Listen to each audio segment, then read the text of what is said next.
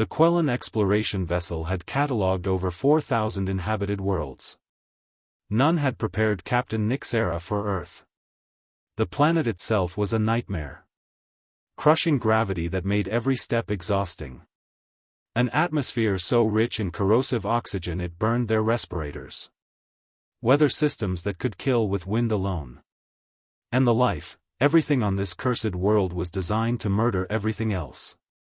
Primitive civilization, Nixera's scanner officer reported. Pre-spaceflight. Recommend observation from orbit only. But Nixera was ambitious. A ground study of such a hostile world would make her career. She led a landing party to a forested region, their powered exoskeleton straining against Earth's gravity. That's when they encountered the human. He was alone, wearing minimal protective gear, just fabric and animal hide. No weapons they could detect. No technology. The human moved through the forest with unsettling silence, his eyes tracking something in the distance. Subject appears to be hunting, the xenobiologist whispered. We should observe. What they witnessed over the next 6 hours would haunt them forever. The human was tracking a creature the databanks identified as a deer, a prey animal weighing nearly 100 kilograms of pure muscle, capable of running at speeds that would tax their exoskeletons. The human didn't chase it. He simply followed. Hour after hour. Through terrain that tore at the Quellan's equipment. The human moved with mechanical efficiency, never stopping, never tiring. The deer would sprint away in panic, rest, then look back to see the human still coming. Always coming. This is madness, Nixera whispered. He's too slow to catch it. Why doesn't he give up? But humans didn't give up. That was their horror. The deer ran until its muscles failed. It ran until its heart hammered against its ribs. It ran until its legs trembled and its lungs burned. And still the human came, that same steady pace, those same cold eyes. When the deer finally collapsed from exhaustion, the human was there. He killed it quickly, efficiently, then hefted the entire carcass onto his shoulders and began walking back, kilometers through the forest, carrying weight that should have crushed him. The Quellan team followed at a distance, horrified and fascinated. The human never stopped. Never rested. Just walked with a corpse on his back like it weighed nothing, chatting cheerfully into a communication device about dinner plans.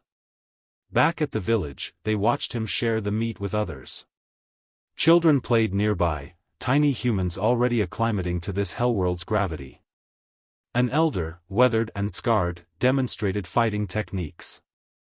These weren't just survivors. They were apex predators that had domesticated their Deathworld. That night, around their campfire, the human hunters told stories. Stories of chasing prey for days. Of diving into freezing water. Of climbing sheer cliffs. Of enduring pain that would kill most species. And they laughed. They laughed. Captain, the xenobiologist's voice shook, I've analyzed their evolutionary history. They didn't just adapt to this world. They conquered it through sheer persistence. They're pursuit predators. They don't stop. Ever. Nixera watched the humans through the observation screen. One of them looked up, directly at their cloaked ship, and smiled.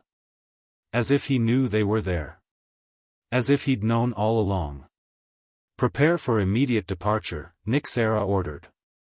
Mark this world as extreme hazard, Deathworld Class 12. Native species, pursuit predators. Threat level, maximum. Should we make contact? Asked the communications officer.